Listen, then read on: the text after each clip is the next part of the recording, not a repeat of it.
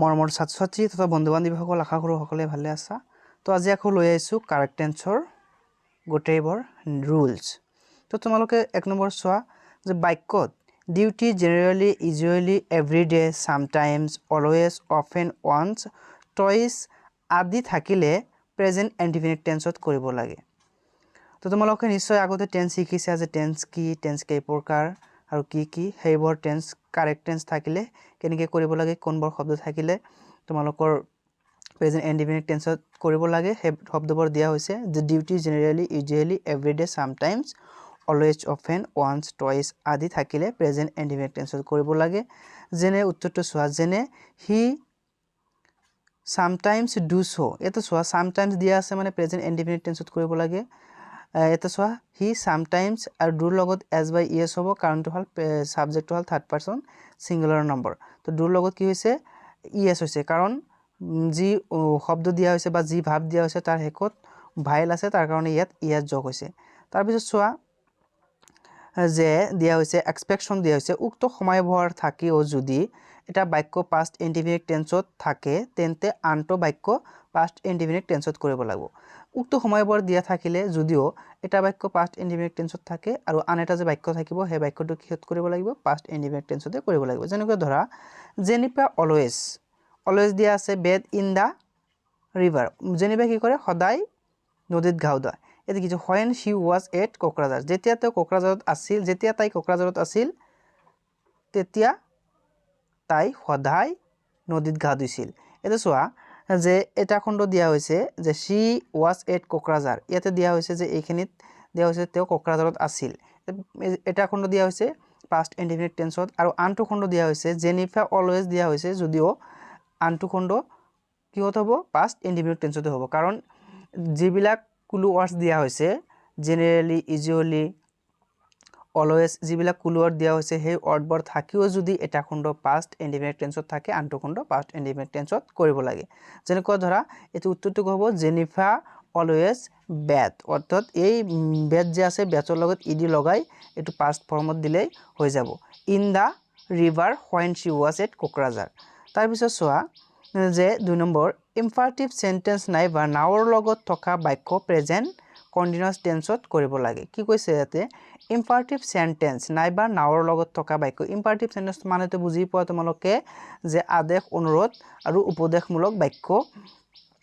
এতিয়া কি কৈছে ইম্পাৰেটিভ সেন্টেন্সবোৰ থাকিব, নাইবা যদি নাও থাকে বাক্যৰ এটা খণ্ড যদি প্ৰেজেন্ট ইনডিফিনিট টেন্সত দিয়া থাকে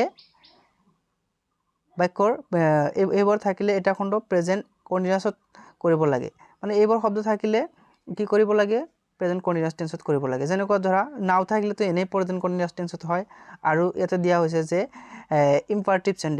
সেন্টেন্স কি কৰা বুজায়, আদেশ কৰা বুজায়, অনুৰোধ কৰা বুজায় আৰু উপদেশ দিয়া বুজায় বা হুকুম কৰা বুজায়। এতিয়া চোৱা যে ৱেইট এ মিনিট ইয়াতে মানে কি কৈছে যে 1 মিনিট ৰ'বা, আই এম গো, মানে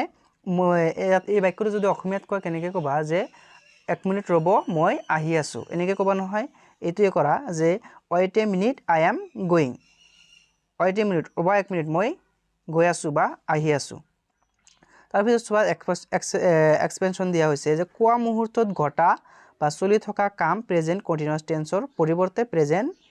ইনডিফিনিট টেন্সত কৰিব লাগে। ইয়াতে কি কৈছে যে কোৱা মুহূৰ্তত, যেতিয়া তুমি ক'বা, যেনেকৈ ধৰা যে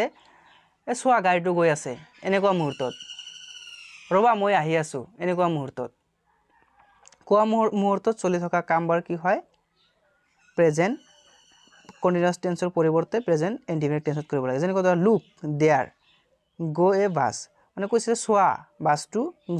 তাত চোৱা বাছটো গৈ আছে, এনেকুৱা ক্ষেত্ৰত কি হ'ব লুক দেয়াৰ, ইয়াতে গ'টো হ'ব কি গোজ এ বাছ। ঠিক আছে, তোমালোকে নিশ্চয় বুজিব পাৰিছা। তাৰপিছত তোমালোকৰ 3 নম্বৰ ৰুলছটো চাবা যে বাক্যত অলৰেডি, জাষ্ট, এড আদি থাকিলে প্ৰেজেন্ট পাৰফেক্ট টেন্সত কৰিব লাগে। যেনে হি অলৰেডি গো টু মাৰ্কেট, বাক্যত যদি অলৰেডি, জাষ্ট, এড আদি থাকে, আদি শব্দবোৰ থাকিলে তোমালোকে নিশ্চয় জানা যে প্ৰেজেন্ট কন্টিনিউয়াছ টেন্সত কৰিব লাগে। আৰু তোমালোকৰ এক্সাম্পল দিয়া হৈছে যে হি অলৰেডি গো টু মাৰ্কেট, যেহেতু ইয়াতে অলৰেডি আছে এইটো কি হ'ব ডাইৰেক্টলি তোমালোকে প্ৰেজেন্ট কন্টিনিউয়াছ টেন্সত কৰি দিবা। হি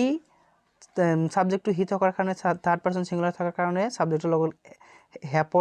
হেভ বা হেছৰ হেজ বহিব তাৰপিছত সব অলৰেডি থাকিলে আৰু মেইন ভাৰ্বটো কি হ'ব পাষ্ট পাৰ্টিচিপল ফৰ্ম হৈছে গন টু মাৰ্কেট এটো শুদ্ধ হৈ গ'ল তাৰপিছত 4 নম্বৰ ৰুলছটো বাক্যত চেঞ্জ ফৰ থাকিলে আৰু ইয়াৰ পিছত সময় উল্লেখ থাকিলে প্ৰেজেন্ট পাৰফেক্ট কন্টিনিউয়াস টেন্সত কৰিব লাগে কি কৈছে যে বাক্য যদি চেঞ্জ ফৰ থাকে চেঞ্জ ফৰ থাকিলে তো তোমালোকে জানাই প্ৰেজেন্ট পাৰফেক্ট কন্টিনিউয়াস টেন্স কৰিব লাগে প্ৰেজেন্ট পাৰফেক্ট কন্টিনিউয়াস টেন্স আছিলে যে অতীতত কোনো এটা কাম আৰম্ভ হয় বৰ্তমানলৈকে চলি থকা বুজালে প্ৰেজেন্ট পাৰফেক্ট কন্টিনিউয়াস টেন্স ব্যৱহাৰ কৰা হয় যেনেকৈ তোমালোকৰ এক্সাম্পল দিয়া হৈছে হি বিকট দিয়া আছে লিভ হিয়াৰ সিন্স 1980 ইয়াতে কি কৈছে তেও ইয়াত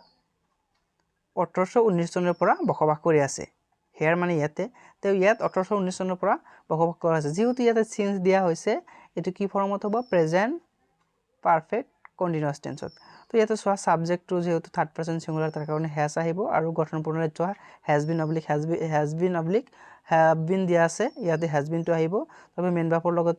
আইএনজি যোগ হৈছে হেয়াৰ সিন্স 1980 এখিনি সেমে থাকিব তাৰপিছত এক্সপেনশন দিয়া হৈছে নন কনক্লুসিভ ভাৰ্ব থাকিলে প্ৰেজেন্ট পাৰফেক্ট কন্টিনিউয়াসৰ পৰিৱৰ্তে প্ৰেজেন্ট পাৰফেক্ট টেন্সত কৰিব লাগে যেনে he know me for long days তেও মোক বহুত দিনৰ পৰা জানে ঠিক আছে বা তেও মোক বহুত দিনৰ পৰা জানে মানে জানি আছে এতেলৈকে এটা সো হি ওয়াজ নন মি ফৰ লং ডেজ এতে কি কৈছে নন কনক্লুসিভ ভাৰ্ব কোনবিলাক তোমালোকে নিশ্চয় পাইছিলা জাগতে যিবৰ ভাৰ্বৰ লগত আইএনজি যোগ নহয়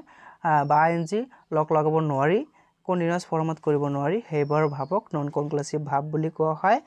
আৰু তোমালোকে হেই ভাববোৰ যদি থাকে নন কনক্লুসিভ ভাৰ্ব থাকিলে প্ৰেজেন্ট পাৰফেক্ট কন্টিনিউয়াস টেন্সৰ পৰিৱৰ্তে প্ৰেজেন্ট পাৰফেক্ট টেন্সত কৰিব লাগে কাৰণ হেইবৰ ভাবৰ লগত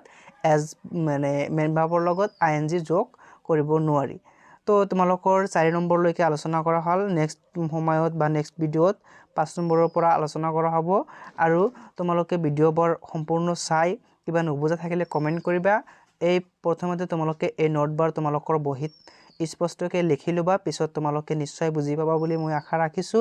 আৰু এটা কথা হল যদি তোমালোকৰ নেক্সট